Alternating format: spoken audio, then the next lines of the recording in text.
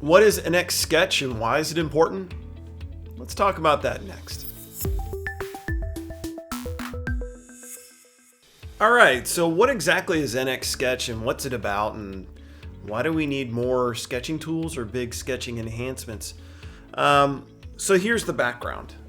In the latest version of NX, the one that has come out here in June, corresponds with Realize Live in 2020. They have a whole bunch of enhancements to NX, but one particular point of emphasis is improving how you're able to create and modify sketches. They're calling it NXSketch. And it's actually kind of a big deal. You spend a lot of time sketching profiles that you then might extrude or sweep or revolve to create 3D models for mechanical design, for mechanical hardware. So engineers spend a lot of time creating these sketches. And there are some unusual challenges that come with that. But before we get into those challenges, let's talk about how it works. So if you think about this new capability for sketching, it actually has a parallel with parametric modeling. So using this approach, you can build up a 3D model using features. And you have all these dimensions that you can use to control and modify that 3D geometry. And there's a lot of relationships between the features that are used to build that model. Well, the equivalent of that is this sketching approach that's been used in the industry for a long time, constraint-based sketching. And what it does is for the sketch that you create, every single piece of geometry, or 2D entities that you put in there, they are dimensionally controlled and constraint controlled. So you know if something is horizontal or vertical or parallel to something else or concentric. Those are constraints, and then you also have all these dimensions that control it. So everything is explicitly defined. You know where everything is located. And that's the way things have worked so far. Okay, so let's pause there for a moment and talk about this traditional constraint-based sketching approach. It's worked great for years, for the past 20 years, maybe more. I'm dating myself here. People have used this constraint-based sketch approach for everything. I mean, it's the way you extrude things and revolve things. I mean, basically, it's the way you build 3D models, and that's worked well. The challenge is when you have a situation where you have very large, complex sketches.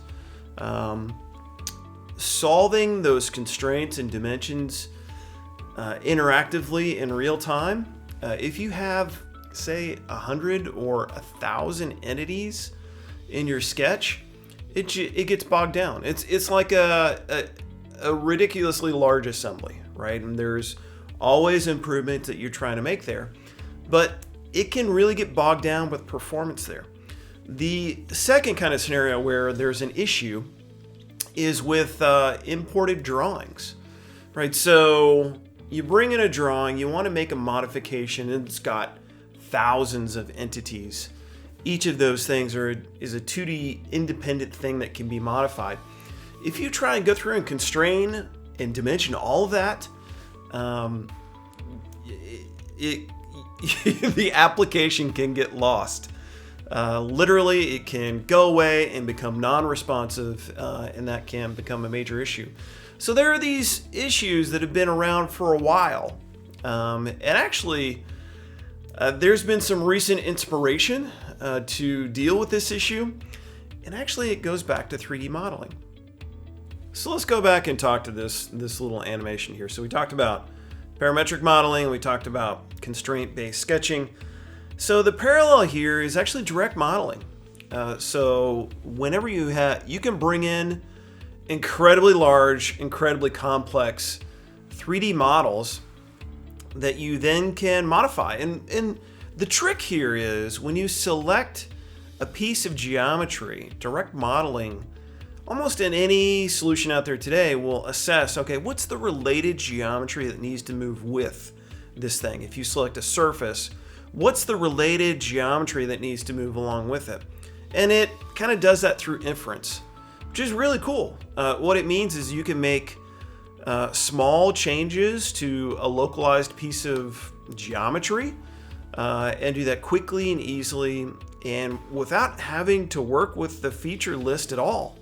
As a matter of fact, you can do it with imported geometry, no issue whatsoever. And that's kind of the concept that's being applied here. So you can select, and it doesn't matter if you have thousands of entities.